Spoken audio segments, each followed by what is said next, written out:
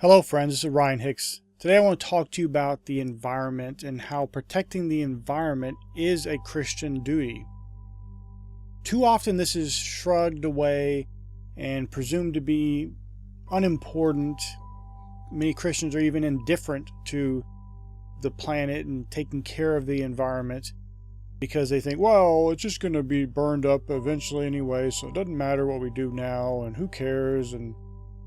But this would be the equivalent of an individual going into your house and trashing it out and saying, well, it didn't matter. In 2 years, you're going to have a new house anyway. It doesn't make any sense. It is not a wise way to live. And we don't know how long until the future and eternity will occur. So why wouldn't we keep things as good as we possibly can and be the best steward we possibly can?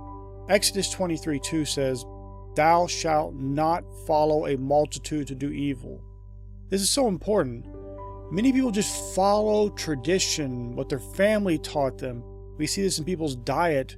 Well, I have to eat this because my family, we always ate bacon and meat, and how can I live off plants alone? And this kind of mentality, just following the multitude. Everybody does this, so why wouldn't I? Trashing the environment, trashing our planet is not good Christian behavior. It's not a good steward of what we have been given dominion over. In Genesis 1:28, after God creates man in his own image, in the image of God created he them, in his likeness, it says, "And God blessed them, and God said unto them, Be fruitful and multiply, and replenish the earth, and subdue it, and have dominion over the fish of the sea, over the fowl of the air, and over every living thing that moveth upon the earth." This has too often been seen as just exploit, destroy, do whatever you want. You have dominion, which is absolutely the exact opposite of what God's saying here. This dominion and subduing is not about destroying and harming. It is about being the ruler and steward over a thing. For example, if you had a household and you were going on a faraway trip and you left a trusted colleague in charge of your house and looking over your wife and family, and you got back and they had burned part of the house down, they had beaten your wife and kids, they had stolen stuff, they had destroyed things, would you be happy with that? Would you say that was having dominion, or was that someone abusive and evil? And yet many people are walking around treating God's planet and dominion in such a way, just trashing it out. It doesn't matter in their opinion. Psalm 24:1 says, "The earth is the Lord's and the fullness thereof, the world and they that dwell therein." My friends, this is the Lord's planet. We have dominion, but we are to have good stewardship in that dominion. This doesn't mean destroying things.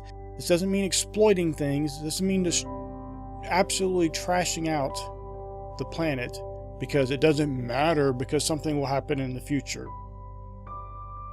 It means being a good steward here and now.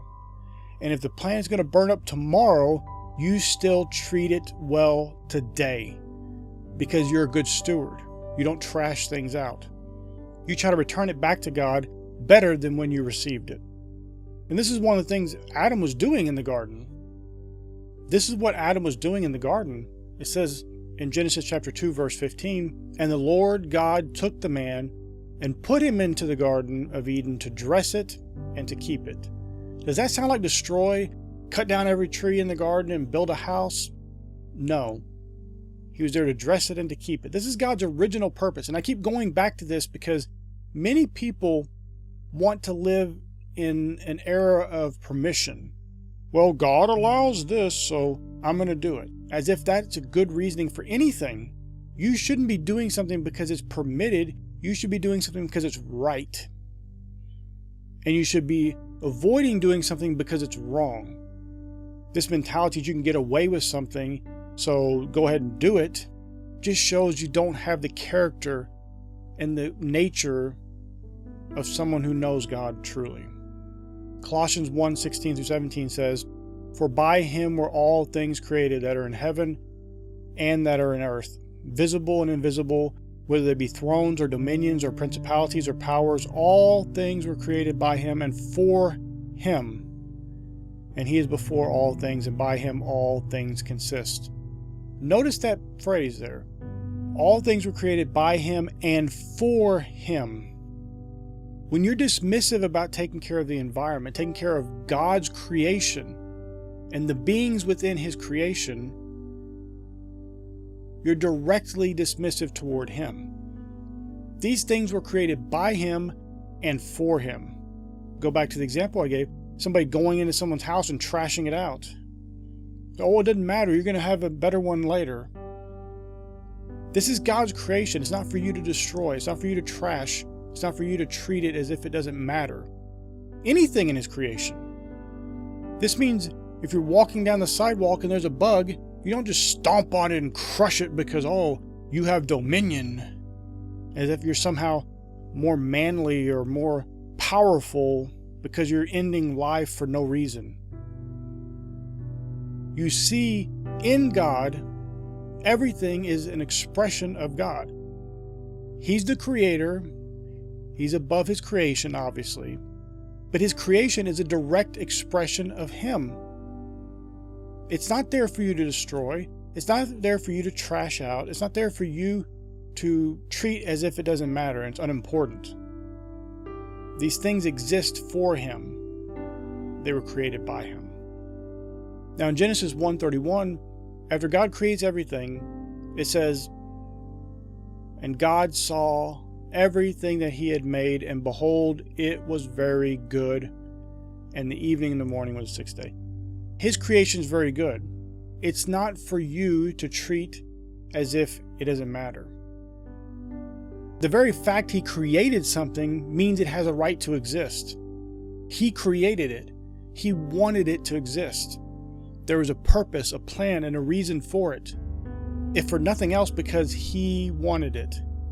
And so when we behave in such a way that we make the environment destroy these things he created, for example, in diet, when you're eating meat, what you're directly contributing to is rainforests being destroyed and plowed down so they can grow more grains to feed those animals for you to eat. And it's an inefficient way of eating in the first place. The amount of protein and water and calories that are completely wasted to do that, just to grow the meat in order for you to eat that flesh, is completely inefficient. When people go in and build a house, they chop down all the trees and then plant little saplings later, because it's easier to go in and after just leveling everything and build a house than to work around the trees that are there naturally. These things are not the way to live. This is not the way to respect God's creation. You may have to chop down a tree, but there needs to be a reason for it. You don't just chop down a tree because you want to. You don't just destroy animals because you want to, or because you just are indifferent to the creation and don't care, or you have some sort of malice toward the creation. And this fatalistic mentality of, well, it doesn't matter because anyway it's going to all be burned up, is absolutely absurd. And this is very important because in Revelation 11:18 says, "And the nations were angry, and thy wrath is come, and the time of the dead, that they should be judged, and that thou shouldest give reward unto thy servants the prophets, and to the saints, and them that fear thy name, small and great, and shouldest destroy them which destroy the earth." Now many people will just say, oh, well, this is talking about the humanity, them which destroy humanity. No, this is not cosmos. This is not the social system, humanity being spoke of here. This is the planet Earth. This is the word for earth. For example, Genesis chapter 1. In the beginning, God created the heaven and the earth. This is talking about the planet. And this is so important because this is part of God's creation. He created it. It exists for him. He wants it to exist. And when you destroy it, it's a direct affront to him. You're standing in the face of a holy God and being disrespectful, dishonoring him through your destruction of the planet. Now, I want to be very clear. When I talk about environmentalist, some people misunderstand. They think about these tree huggers and people who are basically worship the environment, worship the planet. We're not talking about that. We're talking about a respect and an honor and a dignity toward God, that you care about His creation and you tend to it. You keep it. You protect it. You do what you can to make it better than when you came into this world. You don't trash it out. You don't throw things everywhere. You don't pollute. You consider this your obligation to keep God's creation as best as you can, because it's His. The earth is the Lord's and the fullness thereof. All things were created by Him and for Him. And so anything you can do that would help you to contribute to a better environment, to keeping things clean and pure and the best they could possibly be, to helping animal species there's literally dozens of species every single month that go extinct because of the way humans are treating the planet. Some of it may be natural, but most of it is because of the way humans are treating things. There are places in Ecuador, untouched for the most part from human hands, and there's plastic bags and bottles there. There's literally plastic all over the world, bottles and bags and all kinds of things, just trash all over the planet in places, the most remote places where almost no humans have been, and there's plastic bags, and there's plastic bottles, and there's trash. There are countries that dump trash in the middle of the ocean. Just dump it like it doesn't matter. And yet there are places in the United States, for example, where there are whole cities that the vast majority of their waste, their trash disposal, is recycled. They have huge systems that recycle almost all the trash in a very efficient manner and a very low cost. Now, some people used to argue, well, recycling is wasteful. It actually pollutes more than not recycling. And that used to be true in some cases, but it just isn't the case anymore. It may be less cost effective in some cases, but money shouldn't be the only concern. Do we want to have our planet polluted with billions and trillions of plastic bottles and plastic garbage? Or do we want to recycle them and reuse them and have greater benefit for this planet and for humanity and every living being on the planet? I'm not telling you to go out and hug a tree. I'm telling you to honor God in how you treat the environment, how you treat this planet, how you treat other beings on this planet that aren't human. The vast majority of the cruelty in this world toward animals, for example, is because people don't respect God. They don't honor His creation. They don't see it as important or mattering. The very fact these animals exist, the very fact the trees exist, the plants exist, the planet exists, is enough reason for you to treat these things well. Because they're for Him. They were created by Him and they're created for Him. And everything that He had made is very good. More and more today we see things moving toward electric vehicles. Now, electric vehicles were around well over 100 years ago. Some of the original cars were electric vehicles. But for over 100 years, the vast majority of vehicles produced have been internal combustion engines, which are very polluting. And the argument has been against electric vehicles is that, well, you still have to get electricity from the power plants, and those are polluting, so you're really still basically at a neutral situation. You're still creating pollution one way or the other. But the reality is, most of that data is very, very old, and the current data is that it is far more efficient and far less polluting to have an electric vehicle, because the equivalent to gas, the pollution that they give out, is considerably less, by fraction of the amount, even including the electricity being produced from inefficient systems. It is still better than gasoline-powered engines. And it's only getting better, and there are all kinds of solar-powered and various things going on today that can make the actual renewing of that energy 100% free, just coming from the sun, from the creation itself. And there'd be no pollution involved, or very minimal pollution. In some cities in certain parts of the world, People have to wear masks because they can barely breathe. It's so polluted. There's literally barely any air for humans to breathe and to function. And people have sick, and there's all kinds of neurological and breathing issues that are going on. This shouldn't be the way our planet is. And so if there are steps we can take to make things better for individuals, to make things better for animals, to make things better for plants, why wouldn't we do that? Why destroy things just to destroy them?